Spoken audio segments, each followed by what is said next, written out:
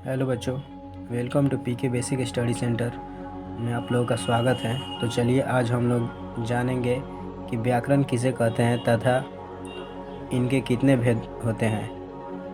तो देखिए, सबसे पहले व्याकरण वह विद्या है जिसके द्वारा हमें शुद्ध बोलने, लिखने तथा समझने आ जाए, उसे व्याकरण कहते हैं। जैसे राम पढ़ती है, तो हमें ये वाक्य देखने से ही लग रहा है कि गलती है। कैसे गलती है? तो व्याकरण उसी को तो कहते हैं जिसे हम लोग को शुद्ध बोलने, लिखने तथा समझने आ जाए।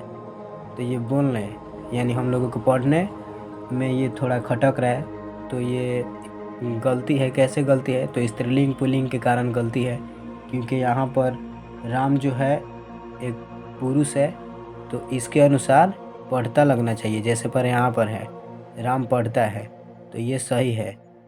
और ये यहाँ गलती क्यों हो गया? क्योंकि स्त्रीलिंग पुल्लिंग के कारण। तो इसी को तो हमें शुद्ध व्याकरण सिखाती है। तो स्त्रीलिंग पुल्लिंग आखिर यूज कहाँ पर होता है? तो ये व्याकरण में ही होता है। तो उसी को तो कहते हैं हम लोग कि व्याकरण जिसे हमें शुद्ध बोलने, लिखने तथा समझने आ जाए, उसे व्याकरण कहते हैं। तो आगे देखते हैं, व्याकरण के 4 भेद होते हैं। व्याकरण के 4 भेद होते हैं। कौन कौन से भेद होते हैं? तो पहला वर्ण विचार, और दूसरा वाक्य विचार, तीसरा शब्द विचार, और चौथा पद विचार। तो चलिए हम लोग वर्ण विचार को देखते हैं।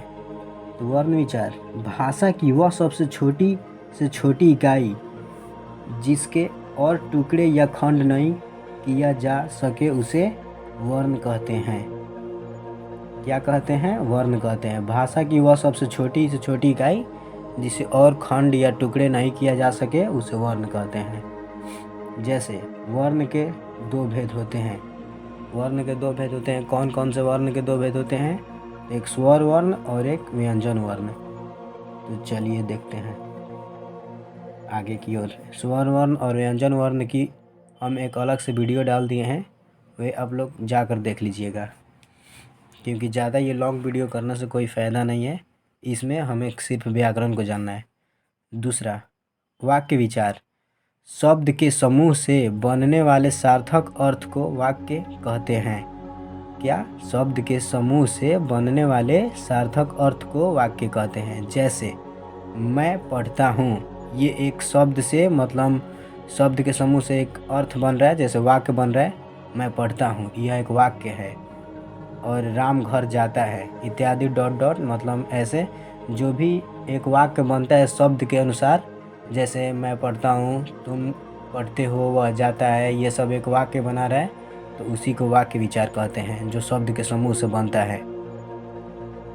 अब आगे देखते हैं शब्द विचार। शब्द विचार वर्ण के मेल से जो सार्थक अर्थ बनता है, उसे शब्द विचार कहते हैं।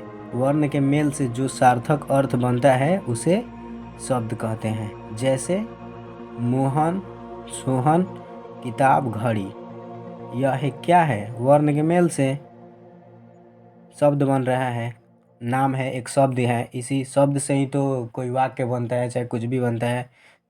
तो मोहन, सोहन, किताब, घड़ी, ये शब्द विचार है। आगे की ओर देखते हैं। चलिए अब आगे की ओर देखते हैं। चौथा पद विचार जब किसी सार्थक शब्द का प्रयोग वाक्य में होता है, तो उसे पद कहते हैं। जैसे रामू बाजार जाता है, क्या है? एक पद में है, रामू, बाजार, जाता, ये सब एक में इसे मिला देंगे, हमारा सेंटेंस हो गया। ऐसे ये पद में है, रामू बाजार जाता है, तो उसी को हम लोग पद विचार कहते हैं। चलिए, thank you for watching video, take care.